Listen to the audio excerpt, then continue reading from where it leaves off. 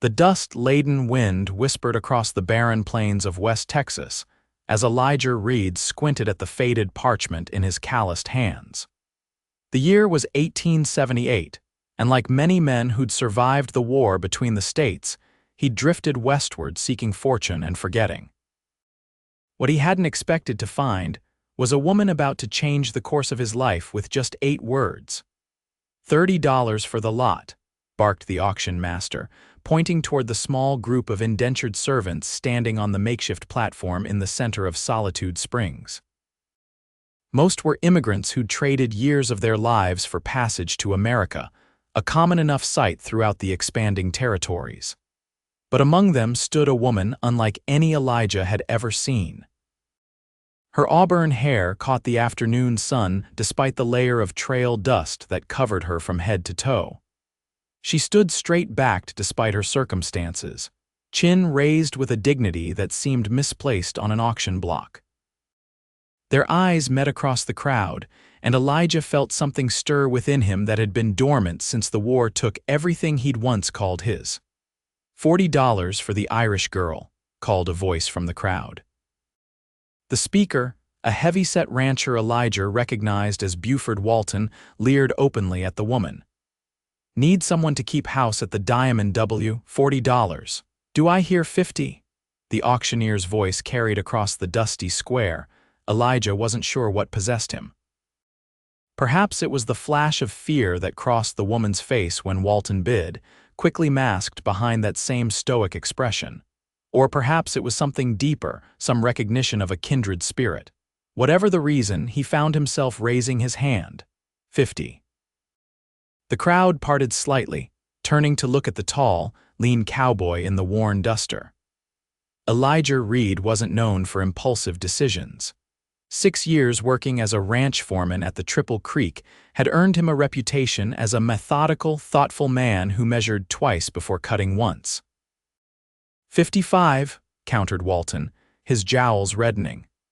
60, Elijah responded, his voice steady despite the hammering of his heart. The bidding continued until Walton finally backed down at $75, nearly 3 months' wages for Elijah. The auctioneer pounded his gavel with satisfaction, and the woman was led down from the platform toward her new owner. Up close, he could see her eyes were a startling shade of green, like spring grass after rain. She appeared to be in her mid-20s, with a weariness about her that spoke of a difficult journey. Yet there was fire there too, burning beneath the surface. "Your name?"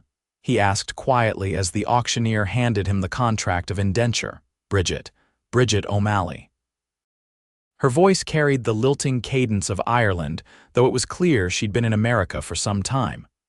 "Well, Miss O'Malley, I'm Elijah Reed." He glanced down at the paper, detailing the 3 years of service he'd just purchased. Something about the whole transaction turned his stomach. "I'm foreman at the Triple Creek Ranch. You'll have your own quarters and I'll expect honest work, nothing more." She studied him with those remarkable eyes, seeming to take his measure. Then, with a boldness that startled him, she stepped closer. "You can sell me if you want," she said, her voice barely above a whisper. "If I don't suit your purposes, I know how these things go." Something in her words, the resignation, the expectation of being passed from hand to hand like cattle, made Elijah's jaw tighten. Without a word, he looked down at the contract in his hands, the ink barely dry. Then, with deliberate slowness, he tore the paper in half, then quarters, letting the pieces scatter in the Texas wind. "I don't own people, Miss O'Malley," he said quietly. "Never have, never will." Her eyes widened in shock, then narrowed in suspicion. "What game are you playing, Mr. Reed?" "No game. You're free to go wherever you please." She laughed then, a bitter sound with no humor in it. "Free to go where, with what money, what protection?" "You think a woman alone in these territories lasts long?" Elijah hadn't thought that far ahead. He'd acted on impulse, something he rarely did. "What do you propose then?" "I'll work for you, as agreed. Fair wages for fair work, and perhaps—" She hesitated, a calculation happening behind those green eyes. "Perhaps we might find a more permanent arrangement, in time." It wasn't until months later that Elijah realized what she'd proposed that day was far more than employment. It was the beginning of the most unexpected journey of his life. The Triple Creek Ranch sprawled across 5,000 acres of West Texas terrain, a modest operation by the standards of the cattle barons, but substantial enough to afford Elijah the position of foreman and the small cabin that came with it. Owner Edmund Hollister spent most of his time back east, leaving the daily operations to Elijah and a crew of a dozen cowhands. When Elijah returned with Bridget riding beside him on his spare horse, the men's curiosity was palpable. Hollister had strict rules about women on the property, limited to the occasional visits from the wives of married hands, and certainly no permanent female residents besides the cook's wife. "Boys," Elijah called out as they dismounted in the yard, "this is Miss O'Malley. She'll be taking over kitchen duties from Mrs. Grayson." The elderly Mrs. Grayson had been threatening to retire for years, her arthritis making the work increasingly difficult. Still, the men exchanged glances, questions in their eyes that Elijah chose to ignore. "Emmett," he addressed the youngest of the hands, "help Miss O'Malley get settled in the small room behind the cookhouse. Then show her where everything is in the kitchen." As Emmett led Bridget away, Buck Wallace, Elijah's right-hand man and the only one who might dare question him, sidled up. "Hollister know you've hired a woman?" Buck asked, chewing thoughtfully on a piece of straw. "I'll wire him tomorrow," Elijah replied, his tone brooking no argument. "Mrs. Grayson's been wanting to join her daughter in San Antonio. This solves that problem." Buck nodded slowly. "Pretty solution." "That's not why she's here." "Never said it was." Buck's weathered face split into a knowing grin. "But I've known you going on 7 years, Elijah. Never seen you look at cornbread the way you're looking at that Irish girl." Elijah chose not to respond, instead busying himself with unsaddling his horse. The truth was, he wasn't entirely sure himself why he'd done what he did. All he knew was that the thought of Bridget O'Malley in Buford Walton's hands had stirred something protective in him that he hadn't felt in a long time. That evening, the bunkhouse buzzed with speculation about the new arrival. Elijah took his usual place at the head of the long table, noticing how the men had made more effort than usual with their appearance. Hair slicked down with water, faces scrubbed clean, shirts tucked in small adjustments that spoke volumes about the impact of a woman's presence. When Bridget emerged from the kitchen carrying a large pot of beef stew, the conversation died immediately. She'd clearly taken time to freshen up as well, her auburn hair now neatly braided and coiled at the nape of her neck, her face clean of travel dust, wearing what appeared to be a borrowed dress from Mrs. Grayson, slightly too large but cinched at the waist with a piece of twine. "Gentlemen," she said, her voice carrying a confidence Elijah found surprising given her circumstances just hours earlier. "Dinner is served." The meal that followed was the best the bunkhouse had seen in years. Simple fare beef stew, biscuits, and apple cobbler, but prepared with a skill that had been lacking in Mrs. Grayson's arthritis-hampered cooking. "Where'd you learn to cook like this, Miss O'Malley?" asked Hank, the oldest of the hands after his third helping. "My mother's kitchen in County Clare," she replied, a softness entering her voice at the mention of home. "And then in the kitchens of New York and later Boston. How'd you end up out here?" Another cowhand, James, asked the question they were all wondering. Elijah noticed how Bridget's shoulders tensed slightly, though her expression remained neutral. "That's a long story for another time, perhaps," she answered diplomatically. "For now, I believe there's more cobbler if anyone has room." The eager response to her offer effectively changed the subject, but Elijah had caught the shadow that crossed her face. Whatever had brought Bridget O'Malley to that auction block in Solitude Springs wasn't something she was ready to share. Later that night, after the men had retired to their bunks and the ranch had grown quiet under the vast canvas of stars, Elijah found himself unable to sleep. He stepped outside his cabin, lighting a cigarette and gazing toward the cookhouse, where a single lamp still burned in the window of the small attached room. He wasn't the only one having trouble finding rest, it seemed. As he watched, the door opened and Bridget emerged, wrapped in a shawl against the night chill. She didn't notice him at first, her attention captured by the night sky above. "It's different here," he said quietly, not wanting to startle her. "The sky, I mean, bigger somehow." She turned, not seeming surprised to find him there. In Ireland, the stars swim in a sea of mist most nights. Here they burn like fierce little fires. She paused, then added, "I find I prefer the clarity, even if it's unforgiving in its brightness." "Is that why you came to America?" Looking for clarity, a small, sad smile played at her lips. "I came for the same reason most do, the promise of something better than what was left behind." She studied him for a moment. "And you, Mr. Reed, what drives a man to tear up a perfectly legal contract and then offer employment anyway?" Elijah took a long drag on his cigarette, considering his answer. "I fought for the Union in the war," he finally said. "Saw what bondage does to both the enslaved and those doing the enslaving. Didn't much care for either outcome. You could have simply not bid." "I could have," he agreed. "But then you'd be at the Diamond W right now, and Buford Walton isn't known for his gentle treatment of his workers, especially women." "So it was chivalry," she said, sounding almost disappointed.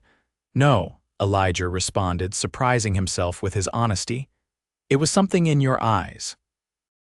Something that reminded me of myself after I lost everything in the war, something that didn't belong on an auction block." Bridget said nothing for a long moment, her face unreadable in the moonlight. Then she nodded once, as if confirming something to herself.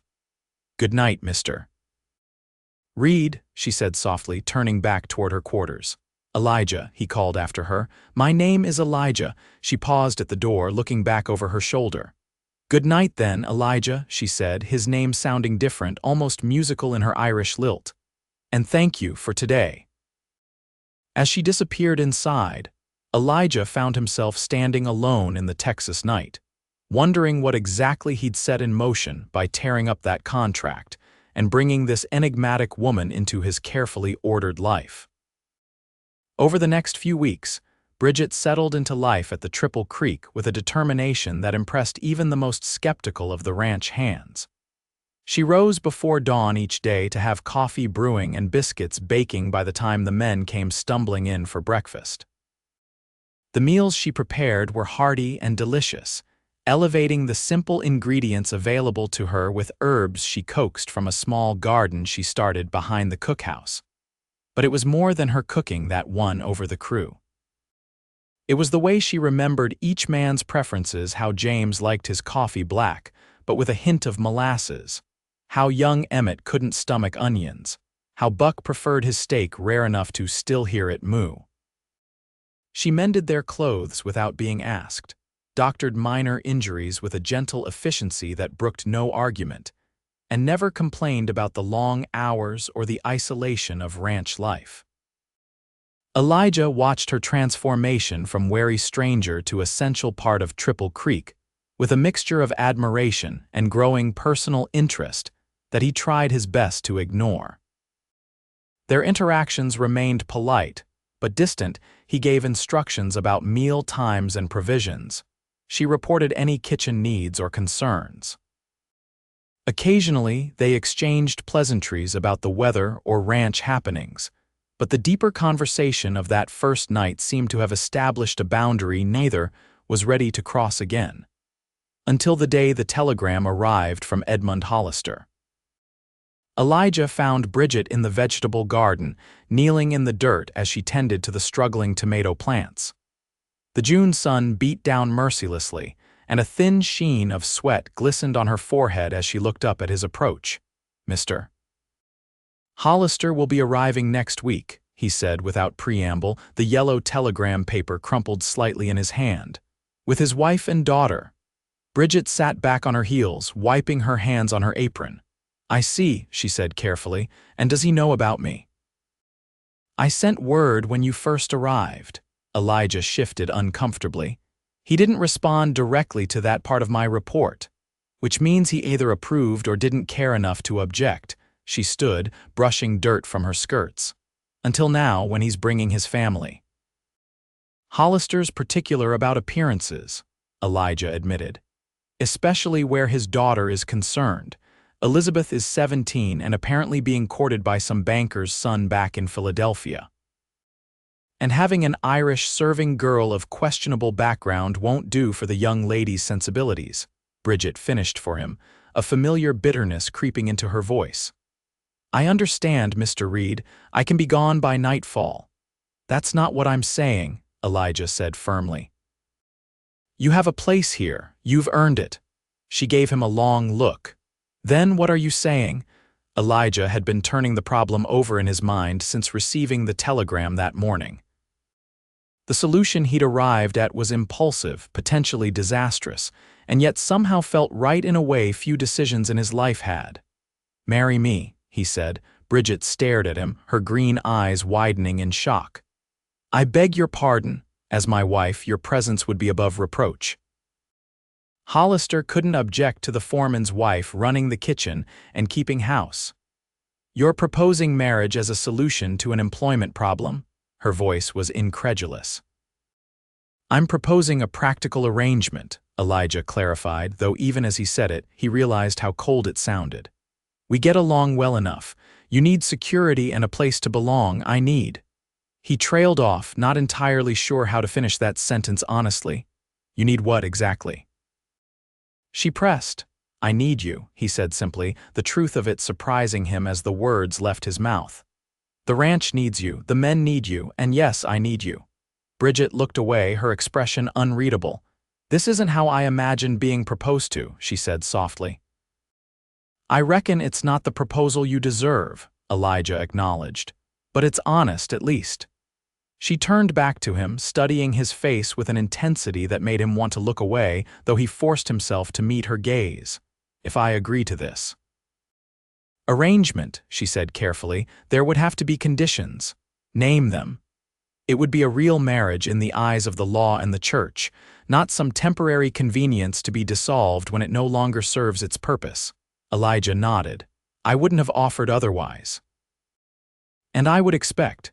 She hesitated, a slight flush coloring her cheeks.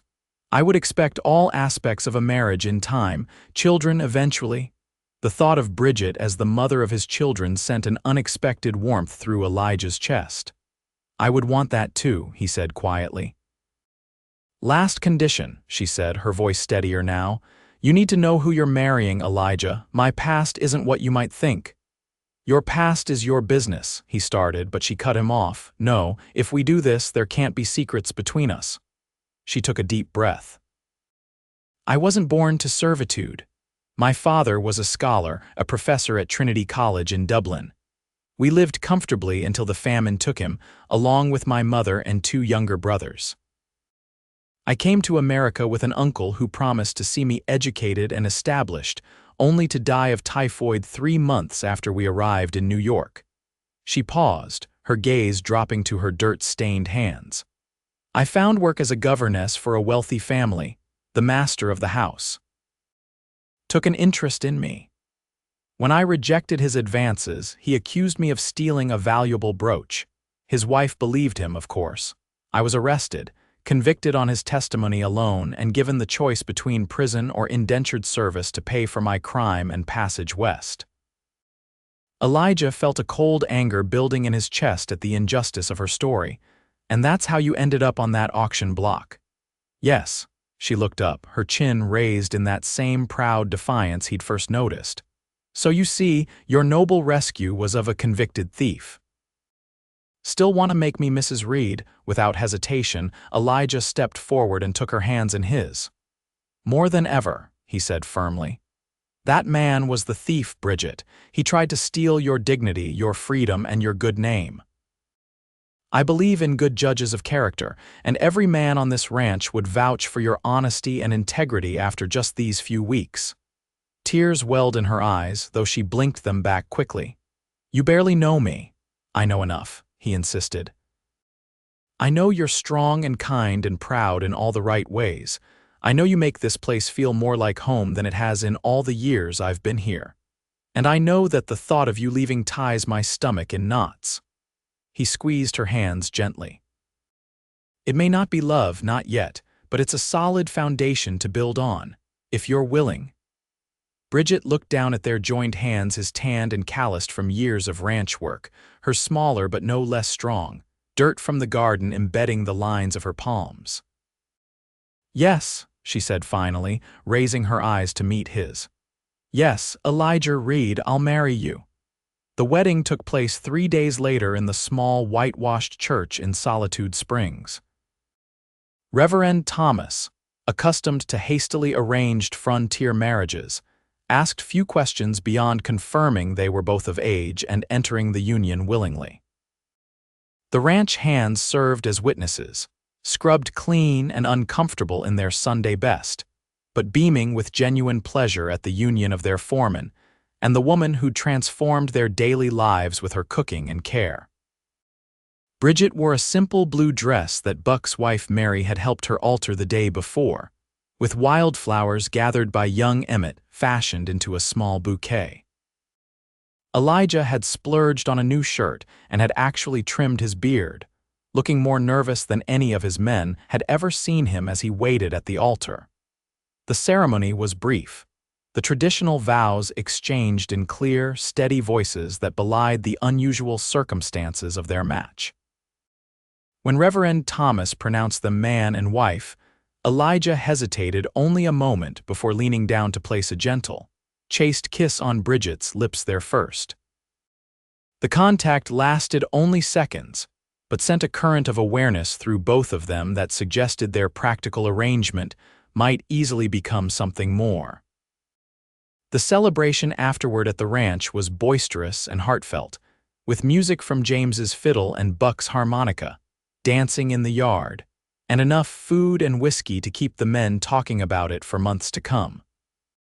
As twilight deepened into night, the newlyweds slipped away to Elijah's cabin, now their cabin, amid good-natured calls and whistles from the increasingly intoxicated cowhands. Once inside, with the door closed against the continuing festivities, an awkward silence fell between them. The single room suddenly seemed much smaller than before, the bed in the corner looming large in both their minds. "I'll sleep on the floor," Elijah offered, rubbing the back of his neck uncomfortably. Until you're ready for more." Bridget looked at him with surprise, then growing warmth. "That's very gentlemanly of you. Don't sound so shocked," he said with a hint of a smile. "I can be a gentleman when the situation calls for it. I'm learning that." She moved to the small mirror hanging beside the washstand, removing the pins from her hair and letting it fall in auburn waves down her back. The simple, intimate gesture made Elijah's mouth go dry, but unnecessary tonight, I think. She turned to face him, courage and vulnerability mingling in her expression. "We're married now, Elijah, properly before God and witnesses. I may not have expected this turn in my life, but I don't regret it, and I don't want to begin our marriage with artificial distance between us." Elijah crossed the room slowly, giving her every opportunity to change her mind. When he reached her, he raised his hand to gently touch her hair, marveling at its softness between his fingers. "I want to do right by you, Bridget," he said softly, "in all ways." "Then be my husband," she whispered, "and let me be your wife." He lowered his mouth to hers then, the kiss deeper and more purposeful than the one they'd shared in the church. Her lips parted beneath his, her hands coming up to rest against his chest, feeling the rapid beating of his heart beneath her palms. When they finally broke apart, both were breathing faster, a new awareness humming between them. "I never expected to marry again," Elijah admitted, his voice rough with emotion. "After losing Sarah and our baby in the war, I figured that part of life was over for me." Bridget's eyes softened with compassion. "You were married before, you never mentioned." "Confederate raiders," he explained shortly. "I was away fighting. They came through our farm in Missouri. Sarah was 7 months along with our first." The old pain washed through him, dulled by time but never completely absent. "Took me years to stop blaming myself for not being there to protect them." "Oh, Elijah," Bridget said softly, reaching up to touch his face. "I'm so sorry." "It was a long time ago," he said, covering her hand with his own. "But it's why I understand something about loss, about having to rebuild a life from ashes. It's what I recognized in you that day at the auction. And now we're building something new, together." She rose on tiptoe to press her lips to his again, a gentle promise in the gesture. "Whatever comes, we face it as one." As night deepened around the small cabin, with celebrations still faintly audible from the bunkhouse yard, Elijah and Bridget Reed discovered that their marriage of convenience held more genuine passion and tenderness than either had dared to hope. In the darkness, two people who had known profound loss found in each other the possibility of a future neither had believed would be theirs again. Edmund Hollister arrived exactly on schedule the following week, bringing with him his plump, perpetually anxious wife Gertrude and their daughter Elizabeth, a willowy girl with a pinched expression that suggested she found ranch life entirely beneath her. Elijah met them at the front gate, Bridget by his side in her best dress, her hair neatly arranged, looking every inch the respectable ranch foreman's wife. If Hollister was surprised by this development, he hid it well, offering polite congratulations before launching into questions about cattle counts and grazing conditions. Over the next 2 weeks, the Hollisters' presence created a strange division at Triple Creek. By day, Bridget managed the main house where the family stayed, overseeing meals and cleaning with the help of a local girl hired temporarily for the visit.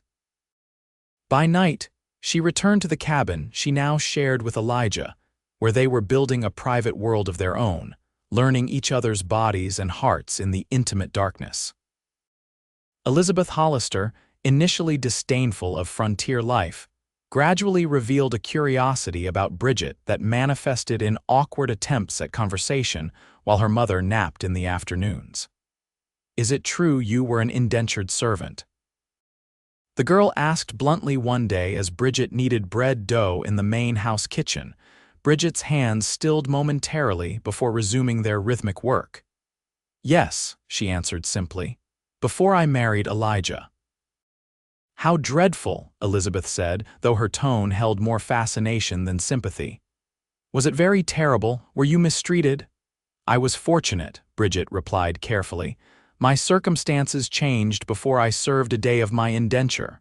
Because Mr. Reed married you instead," Elizabeth pressed, leaning forward eagerly. "How romantic, like something from a novel." Bridget couldn't help but smile at the girl's dramatization of what had been, at its start, a practical arrangement. "Life isn't quite like novels, Miss Hollister. Real romance builds slowly through shared work and mutual respect. But you do love him now." The directness of youth made Elizabeth bold in her questioning. The question gave Bridget pause. In the weeks since their hasty wedding, she and Elijah had grown increasingly comfortable with each other, their physical passion matched by a deepening companionship that made each day a pleasure. But love.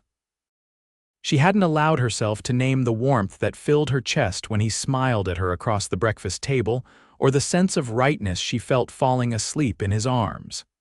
"Yes," she said finally, surprising herself with the certainty she felt.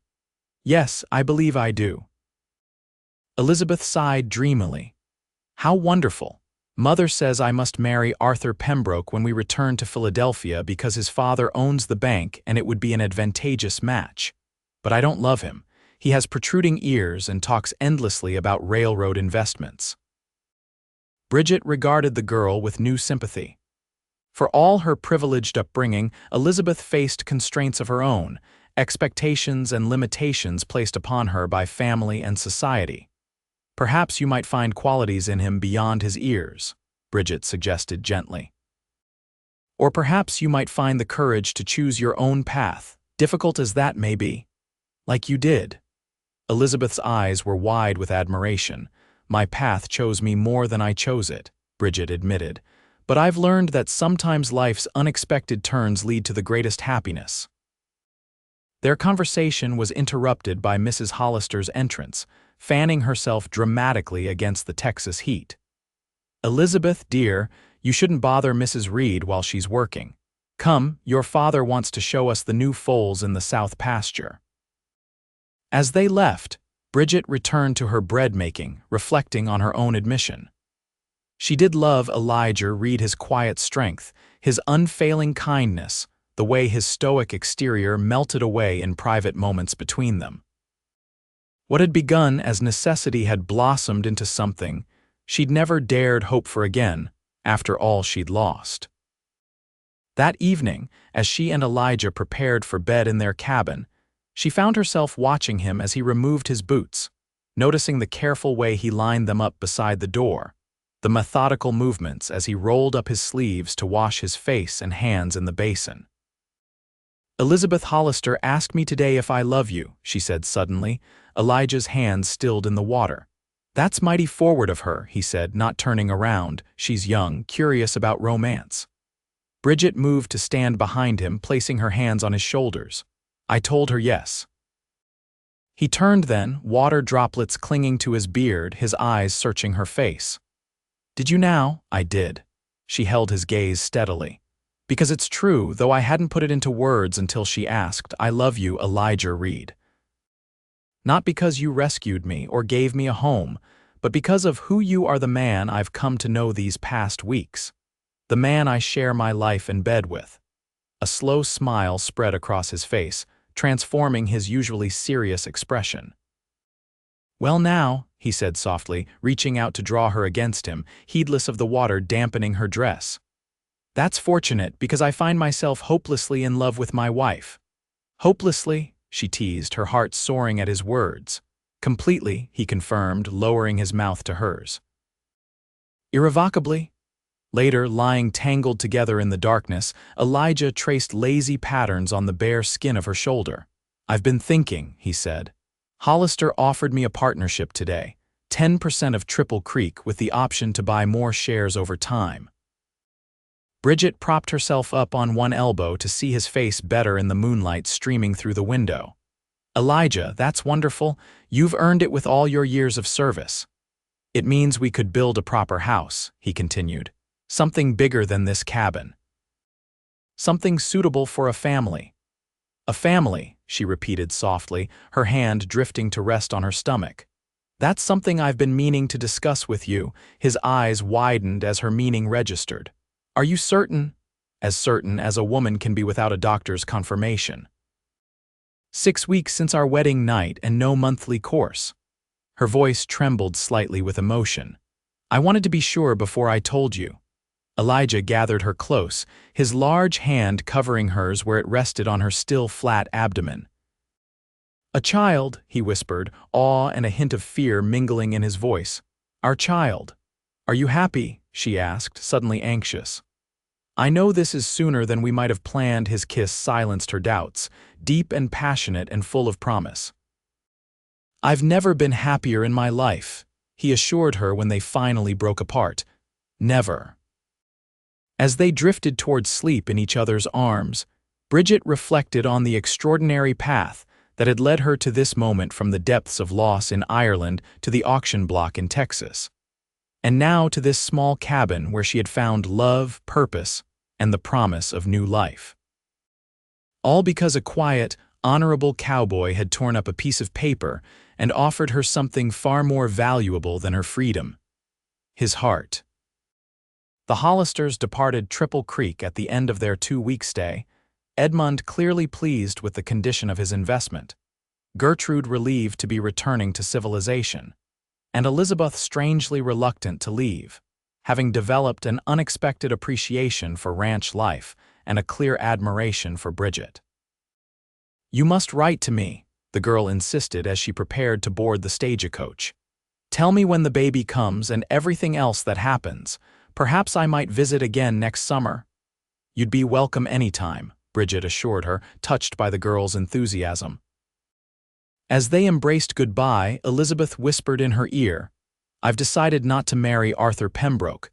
I'm going to find my own cowboy." Bridget laughed, squeezing the girl's hands. Just make sure he's a good man with a kind heart. The cowboy part is secondary. With the Hollisters gone, life at Triple Creek settled into a pleasant rhythm. Elijah's new status as part owner brought additional responsibilities, but also greater freedom to make decisions about the ranch's future. His first major initiative was breaking ground on a new house, a proper 2-story home with 3 bedrooms, a spacious kitchen, and even a small library to house the books Bridget had begun ordering from catalogs, determined that their child would grow up surrounded by literature and learning. As summer gave way to fall, Bridget's condition became increasingly visible, her slender form now distinctly rounded with the child growing within her. The ranch hands treated her with a curious mixture of protective concern and awkward reverence, as if pregnancy had transformed her into something both fragile and sacred. Only Buck's wife Mary, mother of 4 herself, offered practical advice without unnecessary fussing. "Men get foolish around breeding women," Mary confided during one of her visits to help with the quilting for the baby's cradle. "Like they think we might break if they look at us wrong." My Buck still tried to carry me across muddy patches in my 8th month with our Josiah, near threw his back out in the process. Bridget laughed, her needle flashing in the autumn sunlight streaming through the cabin window. "Elijah's not quite that bad, but he did try to stop me from lifting a pot of stew yesterday, a pot I've lifted every day for months." "They mean well," Mary said fondly. "It's fear driving it mostly, especially for Elijah given his history." Bridget's hands stilled. "His first wife." Mary nodded solemnly. "He told you about Sarah then. Good, man carries those ghosts close, needs to air them sometimes." "He blames himself still," Bridget said softly, "for not being there. War made widows and widowers of too many," Mary sighed. "But you've brought light back to him," Bridget read. "Anyone with eyes can see it. And this baby," she gestured toward Bridget's rounded abdomen, "this baby is healing something in him that's been broken a long time." The conversation stayed with Bridget as winter descended on West Texas.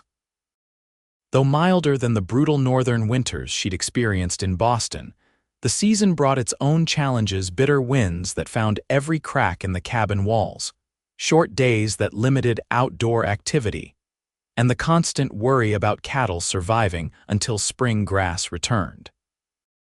Elijah worked longer hours, often returning after dark, his face etched with exhaustion but his eyes always warming at the sight of her waiting by the fire. Their nights were a sanctuary from the hardships of ranch life in winter: quiet conversations, shared reading from the books that arrived monthly from Philadelphia booksellers, and the increasingly active movements of their child making its presence known between them. It was during one such evening in early January, as howling winds rattled the cabin windows, that Bridget felt the first pains. "It's too early," she gasped, clutching Elijah's hand as a contraction gripped her. "The baby shouldn't come for another month at least." Panic flashed across his face, quickly mastered as he helped her to the bed. "I'll get Mary," he said firmly. "She'll know what to do." "The storm, damn the storm," he cut her off, already pulling on his coat. "I'll be back within the hour, just hold on, Bridget." The next several hours passed in a blur of pain and fear for Bridget. Mary arrived with Elijah as promised, her experienced hands checking the progress of labor, her calm voice offering reassurance despite the clear concern in her eyes.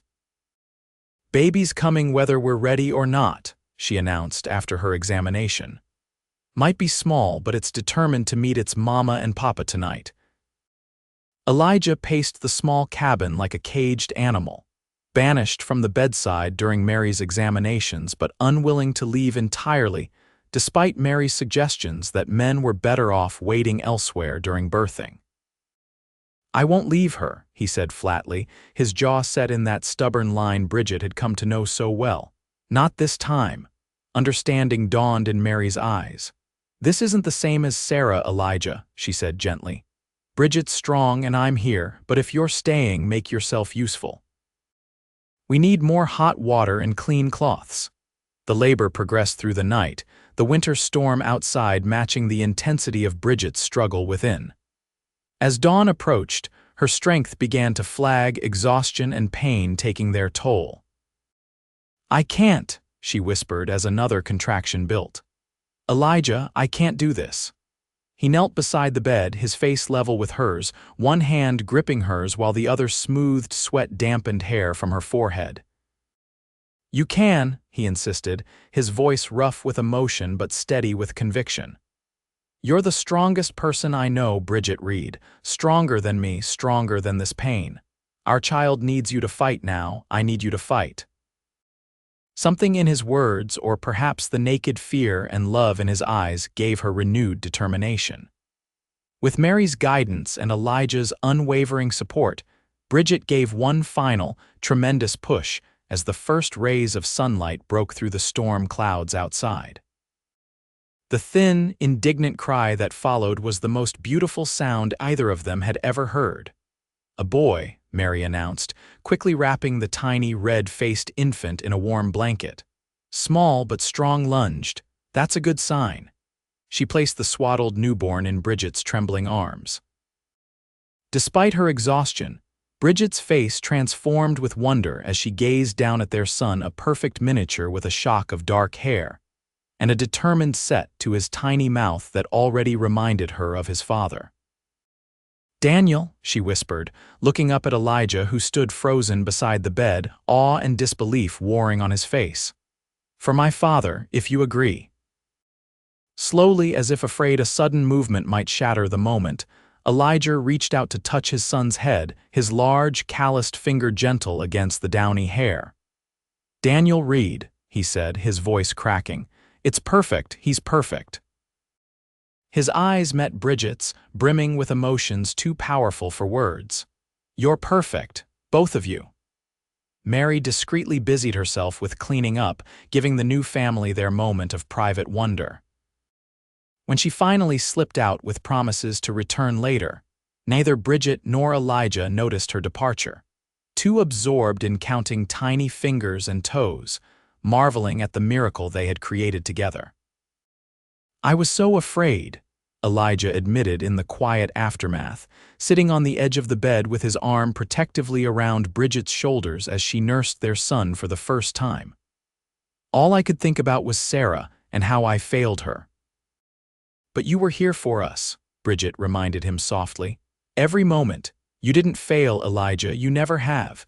He pressed his lips to her temple, breathing in the scent of her, alive and warm beside him. "When I saw you on that auction block last summer, I never imagined." He trailed off, overwhelmed by how completely his life had transformed in just 6 months. "Neither did I," she agreed, looking down at their nursing son with tender amazement. "When I said you could sell me if you wanted, I was just trying to seem practical, resigned to whatever fate had in store. I never dreamed you'd tear up that paper and offer me something so much more valuable instead." "What's that?" he asked, his finger gently stroking the baby's cheek. "A choice," she said simply. "You gave me back the power to choose my own path, and I chose you. I choose you still every day." Elijah's arms tightened around her. "And I choose you, Bridget Reed, you and Daniel, my family." Outside, the winter storm had passed, leaving behind a pristine blanket of snow across the Texas landscape. Inside the small cabin, warmed by fire and newfound purpose, a family born of unusual circumstances embraced their future together, a future built on choice, respect, and a love that had grown from the most unexpected of beginnings. Spring arrived at Triple Creek with an explosion of wildflowers and new life. The cattle herd welcomed dozens of calves. The garden Bridget had expanded behind their cabin sprouted tender green shoots, and 3-month-old Daniel grew stronger daily, his dark eyes tracking his parents' movements with increasing awareness and his lungs demonstrating impressive power whenever his needs weren't immediately met. The new house Elijah had begun building the previous summer was nearly complete, a handsome 2-story structure of local stone and timber that stood on a gentle rise overlooking the heart of the ranch. Bridget often walked there in the afternoons with Daniel bundled against her chest, watching the progress and imagining their future within those walls. "We'll move in by summer," Elijah promised as they toured the rooms one warm April evening, the baby sleeping peacefully in his father's arms. "Just in time for your garden to start producing." "It's beautiful," Bridget said, running her hand along the smooth wooden banister of the staircase. "Far grander than anything I ever expected to call home." "It's just a beginning," Elijah replied, his voice carrying the quiet confidence that had grown in him since Daniel's birth. "With the partnership with Hollister and the new breeding stock coming next month, Triple Creek will double in value within 5 years. I aim to own it outright eventually." "My ambitious husband," she teased gently, though her heart swelled with pride at how far he'd come from the reserved, solitary man she'd first met. "What would you do with a ranch empire?" "Leave it to our children," he answered simply. "Daniel and whoever might come after him." The thought of more children brought a flush of pleasure to Bridget's cheeks. Though Daniel's birth had been difficult, the joy he'd brought into their lives made the prospect of siblings for him someday a welcome one. "I'd like that," she admitted. "A house full of little Reeds." Elijah's smile transformed his face, crinkling the corners of his eyes in the way that still made her heart skip. "Speaking of Reeds," he said, shifting Daniel gently to free one hand which he slipped into his pocket, "I have something for you." He withdrew a small velvet pouch and handed it to her. Curious, Bridget loosened the drawstring and tipped the contents into her palm. A gold band set with a small but perfect emerald gleamed in the evening light streaming through the unfinished windows. "Elijah," she breathed, looking up at him in surprise. "What's this?" "When we married, it was hasty, practical." He looked slightly embarrassed but pressed on. "You deserved better than a plain band from the general store. I ordered this months ago from a jeweler in San Antonio." The green reminded me of your eyes. Tears blurred her vision as she slipped the ring onto her finger above her simple gold wedding band. "It's beautiful," she whispered, "but unnecessary. I've never needed fancy things to be happy with you." "I know that," he said, stepping closer with Daniel still cradled securely against his chest. "That's part of why I love you so much. But sometimes a man wants to give his wife something just because she deserves it, not because she needs or expects it." Bridget stretched up on tiptoe to kiss him, careful not to disturb their sleeping son.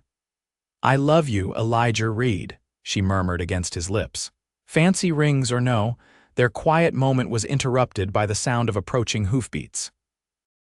Elijah tensed instinctively, his posture shifting to place himself between his family and the doorway. "Expecting anyone?" Bridget asked, immediately alert to his change in demeanor. "No," he handed Daniel carefully back to her. "Stay here while I see who it is." But before he could reach the door, Buck appeared in the opening, his expression grave.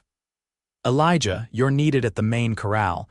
Riders just came in 3 men saying they're U.S. Marshals. They're looking for someone."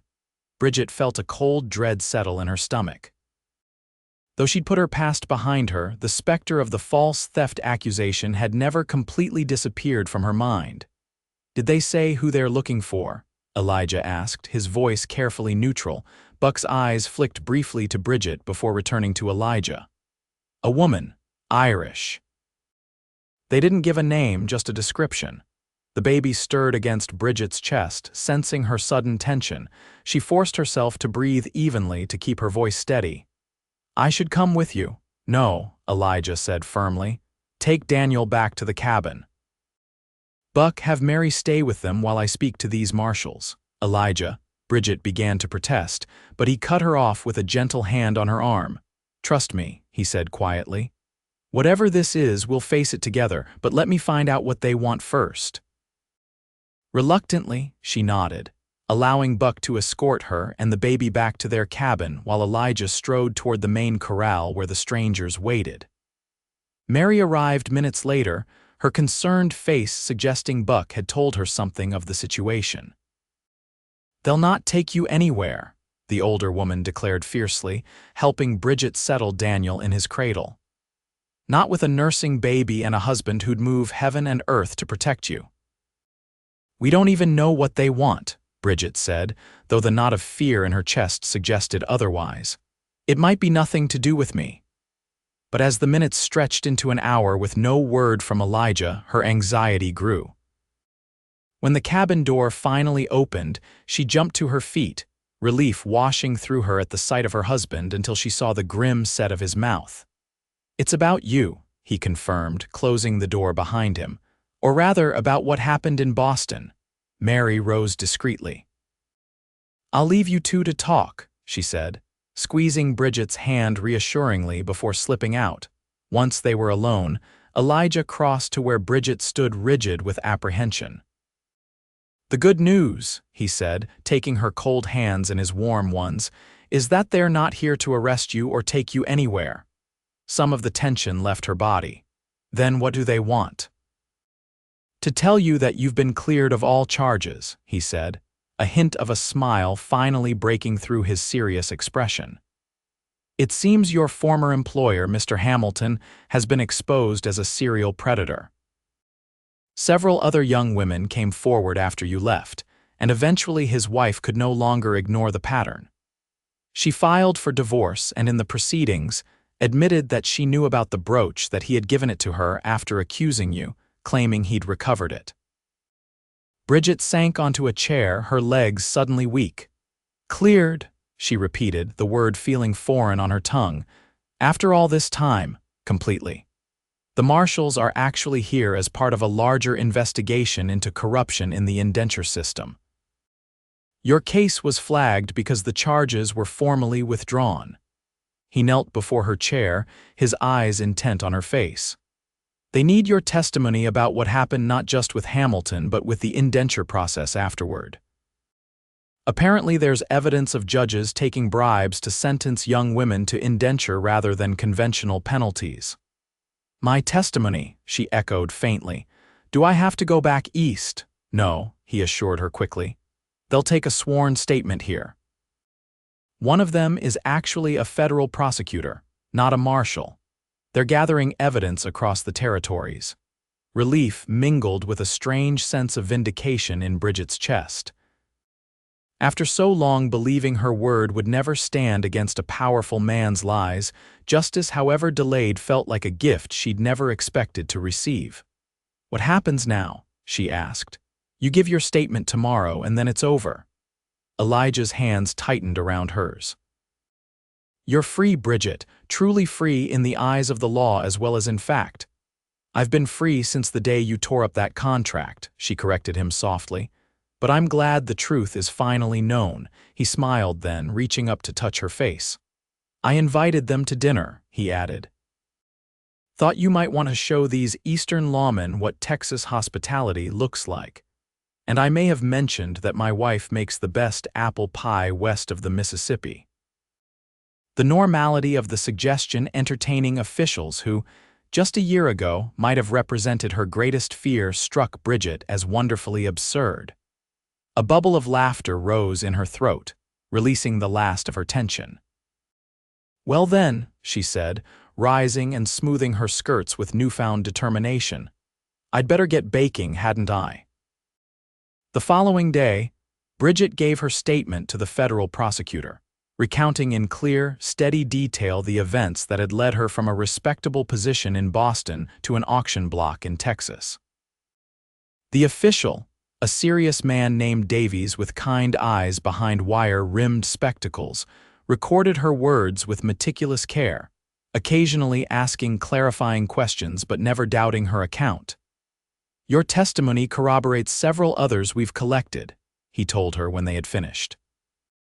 "It appears Judge Merrick of Boston Municipal Court had arrangement with certain indenture brokers. Young women without family connections were particularly vulnerable." "What will happen to them?" Bridget asked. "The judge, the brokers, prosecution, if we gather sufficient evidence." "Which, thanks to witnesses like yourself, seems increasingly likely." Davies closed his notebook with finality. "You've been very helpful, Mrs. Reed, and may I say, you seem to have found happiness despite the injustice you suffered." Bridget glanced toward the window where she could see Elijah in the yard, showing Daniel to one of the marshals, pride evident in his posture even at a distance. "Sometimes the worst circumstances lead us to the best possible outcomes," she said softly. "Though I wouldn't recommend my particular path to happiness to others." Davies smiled, following her gaze. "No, I imagine not, but it's gratifying to see that sometimes, even when the system fails, individuals can still find their way to justice and contentment." After the officials departed the following morning, life at Triple Creek gradually returned to its normal rhythms. The completion of the new house coincided with Daniel's 6th month, and the moving of their belongings from the cabin became a ranch-wide celebration, with all the hands pitching in to transport furniture, hang curtains sewn by Bridget and Mary, and stock the spacious new kitchen with provisions. "Never thought I'd see the day," Buck commented as he and Elijah positioned a large bookcase in what would be the library. Elijah read, "Family man with a proper house." "Neither did I," Elijah admitted, stepping back to ensure the piece was level. "Funny how life takes unexpected turns." "Not so funny," Buck corrected with a knowing grin. "More like miraculous, especially considering it all started with you getting soft-hearted at an auction." "Best impulsive decision I ever made," Elijah acknowledged, his eyes finding Bridget through the window as she directed the placement of her garden plants at the side of the house. Daniel strapped to her back in a carrier she'd fashioned. That evening, after the hands had returned to the bunkhouse, and Daniel had been settled in his new nursery, Elijah and Bridget stood on the porch of their home, watching the sunset paint the Texas sky in brilliant oranges and purples. "It's hard to believe," Bridget said, leaning against the porch railing. "A year ago I was facing a future of servitude, certain I'd never have a home or family again." Elijah moved to stand behind her, wrapping his arms around her waist and resting his chin on top of her head. "And I was convinced I'd live out my days alone in that cabin, married to this land but nothing else." She turned in his arms to face him, her hands coming to rest on his chest. "Do you ever regret it, tearing up that contract, taking on a wife and child when you'd made peace with solitude?" "Not for a single moment," he answered without hesitation. "The only regret I might have had would be if I'd let you go that day, if I'd sold you to Walton or anyone else, or even just walked away." "You can sell me if you want," she quoted softly, remembering her own words from that first day. "I was so resigned to being treated as property, I never imagined you'd do what you did. And I never imagined saying I do instead of making a business transaction," he admitted with a wry smile. "But something about you wouldn't let me treat you as anything less than what you are, extraordinary." The compliment brought a flush to her cheeks even now after months of marriage. "We've built something remarkable here, haven't we? Not just the house or the partnership with Hollister, us, our family." "We're just getting started," Elijah promised, lowering his mouth to hers for a kiss that still held all the passion of their early days, now deepened by the bonds of shared experience and genuine love. "The best is yet to come." As stars began appearing in the darkening Texas sky, Bridget Reed stood in the circle of her husband's arms, marveling at how completely her life had transformed. From the desperate young woman on an auction block to the beloved wife, mother, and mistress of this fine home, all because one quiet cowboy had looked at a piece of paper that claimed to grant ownership of another human being and had the courage to tear it apart. In the year that followed, Triple Creek prospered under Elijah's partnership with Hollister. The new breeding stock improved the quality of their herd, commanding premium prices at market. Elijah gradually increased his ownership share, purchasing an additional 5% with carefully saved profits, and bringing his total stake to 15% of the ranch's value. Bridget's garden flourished, providing not only for their own table but enough surplus to sell in town, establishing a small but steady income stream that she insisted on keeping separate for Daniel's education, she explained, and any brothers or sisters who might join him. That particular hope was realized sooner than expected. By the time Daniel celebrated his first birthday, a boisterous affair with the entire ranch crew in attendance, Bridget was 3 months along with their second child. Easier this time, Mary reassured her during one of their regular quilting sessions. Second babies usually come quicker, and your body knows what to do now. I hope you're right, Bridget replied, hand resting on the slight swell of her abdomen. Though I'd face it all again gladly for another child like Daniel. The toddler in question was currently tottering around the garden under Elijah's watchful eye, his chubby legs becoming steadier each day, his vocabulary expanding to include enthusiastic if somewhat garbled versions of Papa, Mama, and Horsey, the latter being his favorite site on the ranch. Elizabeth Hollister made good on her promise to visit, arriving in June with news that she had indeed refused Arthur Pembroke's proposal, causing a minor scandal in Philadelphia society, but earning her father's grudging respect for her determination. "Father says I'm as stubborn as a Texas Longhorn," she announced proudly over dinner on her first night at Triple Creek. "He's given me another year before I must make a suitable match. And what will you do with this year?" Bridget asked, noting how the girl the young woman, for Elizabeth had matured visibly since their last meeting, sat straighter, spoke more confidently. "Learn everything I can," Elizabeth declared. "About ranching, about business. Father has agreed to let me review the Triple Creek accounts while I'm here to understand the investment side of his operations." Elijah raised an eyebrow at this. "Has he now? That's progressive of Edmund." "I think Mother convinced him that understanding business would make me a better wife to whomever I eventually marry," Elizabeth confided with a mischievous smile. "Little does he know I intend to run businesses, not just understand them." During her month-long stay, Elizabeth proved herself an apt pupil, not only in the account books but in practical ranch matters as well. She insisted on learning to ride properly, not side-saddle, Mr. Reed, really. And by the end of her visit could handle a gentle mare with respectable skill. She helped Bridget with Daniel, showing a natural affinity with children that suggested she might make an excellent mother herself someday, despite her business ambitions. "You've been a good influence on her," Elijah observed as they waved goodbye to the stagecoach carrying Elizabeth back east. "She sees in you a woman who's both wife and mother but also her own person." "She'll find her way," Bridget said confidently. "She has spirit and intelligence, and now she knows there are more possibilities for her life than Philadelphia society might suggest." As summer faded into fall and fall gave way to another Texas winter, the pattern of their lives took on a comfortable rhythm. Daniel continued to grow and develop, his personality emerging as strong-willed but affectionate, with his father's thoughtfulness and his mother's quick wit. The new baby made its presence increasingly known, Bridget's slender frame now distinctly rounded by the 6-month mark. Unlike Daniel's premature arrival, this pregnancy progressed without complications. When February winds howled across the ranch, Bridget felt the first contractions right on schedule. With Mary's assistance and Elijah's steady support, she delivered a healthy daughter just after midnight, a pink-cheeked, fair-haired beauty they named Sarah after Elijah's first wife. "Are you sure?" Bridget had asked when he suggested the name during her pregnancy. "It wouldn't make you sad. It feels right," he'd answered simply.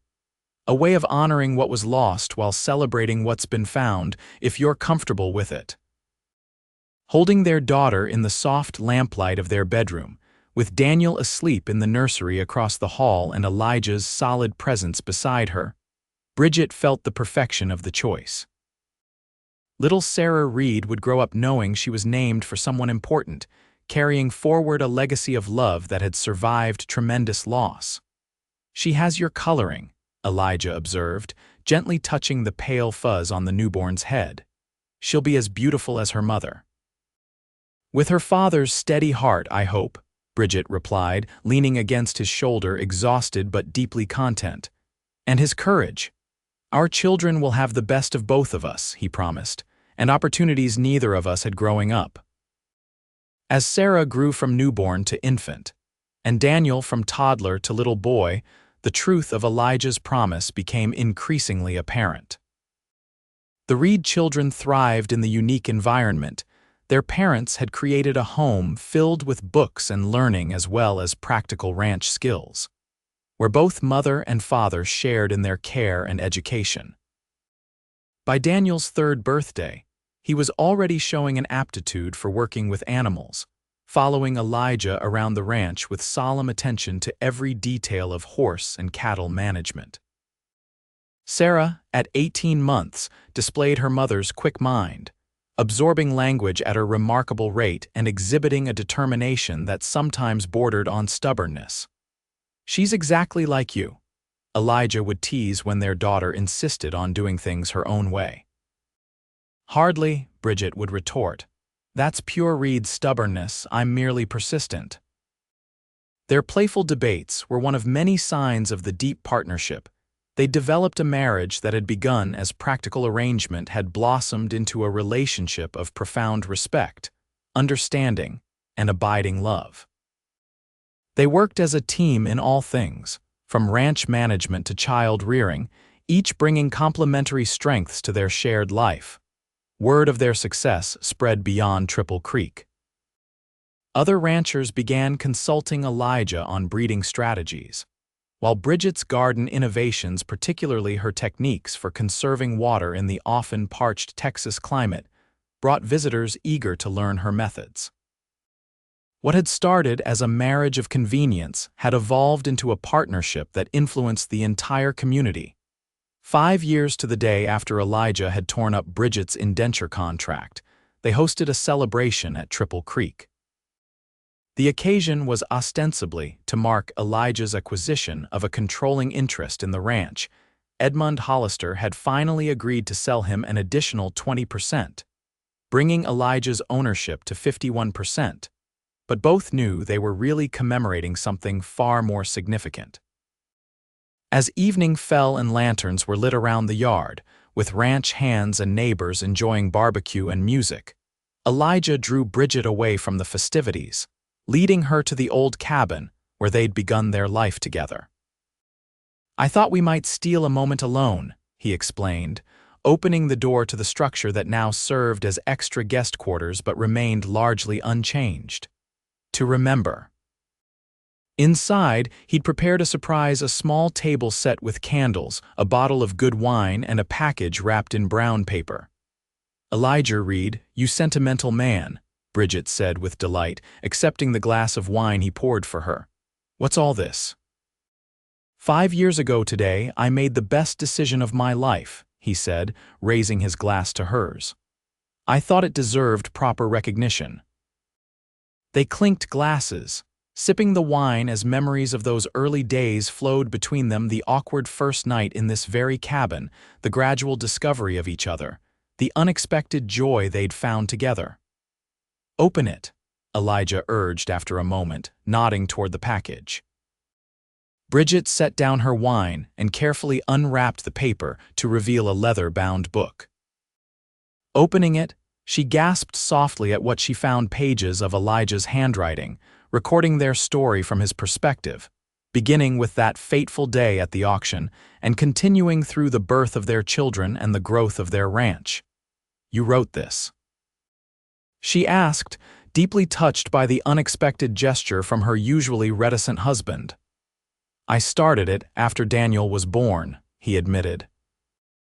"I wanted our children to know how we came to be a family, how something that began with a piece of paper being torn apart became the foundation for everything we've built together."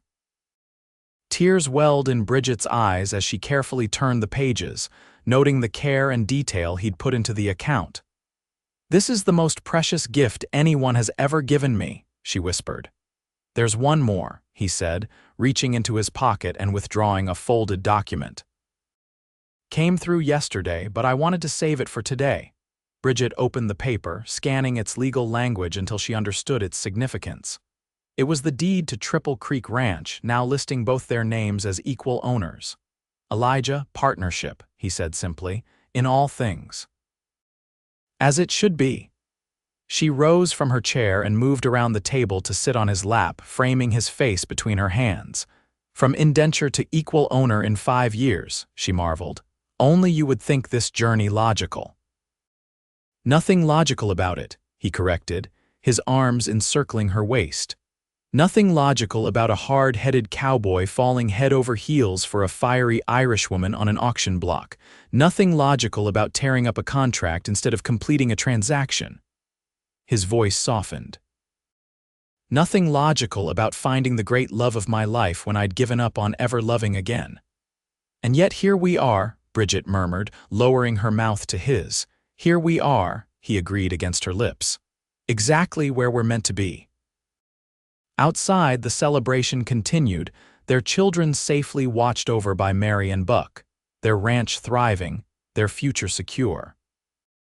But for this moment, in the simple cabin where their journey together had begun, Elijah and Bridget Reed celebrated the most unlikely of love stories, one that had started with 8 simple words and a torn piece of paper, and had grown into a legacy that would endure for generations to come.